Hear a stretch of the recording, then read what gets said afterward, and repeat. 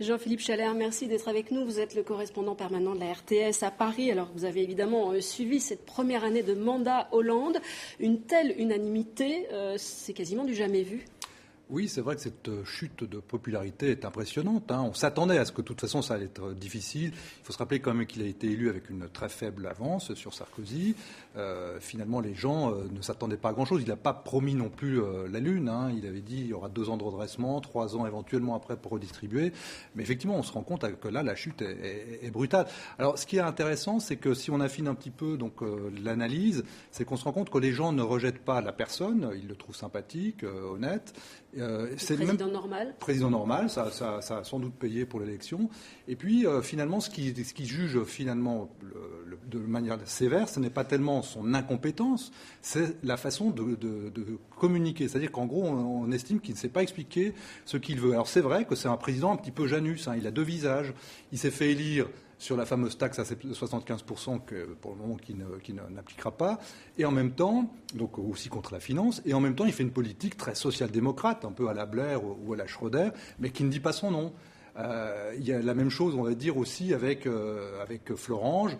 D'un côté, on monte sur une camionnette pour dire on va en gros vous sauver, et puis on refuse de nationaliser Florange. Donc on trahit un petit peu, on a un petit peu cette espèce de double langage que les gens n'arrivent pas vraiment à percevoir. Est-ce qu'on regarde ça de près en Suisse ? Évidemment, il y a eu l'affaire Cahuzac qui a été révélée en partie par la presse suisse.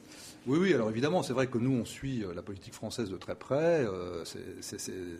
Cet anniversaire n'a pas été spécialement, je dirais, utilisé dans les médias. Nous, on a fait une petite émission spéciale hier soir, mais c'est vrai que ce qui est intéressant, c'est quand même de voir l'évolution, le parcours de François Hollande.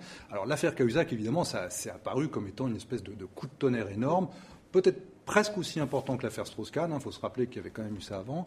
Et surtout, évidemment, puisque la Suisse était impliquée d'une manière indirecte, puisque c'était dans une banque suisse. Mais moi, je trouve étonnant, c'est qu'on n'en parle quasiment plus de l'affaire Cahuzac. Alors, on n'est pas à l'abri de rebondissements, mais en même temps, on a l'impression que...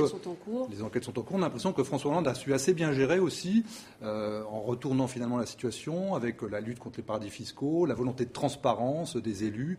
D'une certaine manière, on a fait d'un mal un bien, on verra. Alors là, la Suisse se gouverne mieux que la France. Pourquoi ? C'est tout à fait différent. Oui, c'est tout à fait différent. Alors, Est-ce qu'un modèle suisse serait possible en France ? Alors c'est vrai qu'on voit que les Français seraient très, très favorables à un gouvernement d'union nationale. Ils le réclameraient à 75%. Nous, on vit ça avec un gouvernement d'union nationale depuis 60 ans presque. Enfin, c'est la formule magique. Mais c'est vrai que la Suisse, c'est un petit pays. C'est un pays très décentralisé où le gouvernement central n'a pas un rôle aussi prépondérant. C'est un pays qui se gouverne plutôt dans les cantons.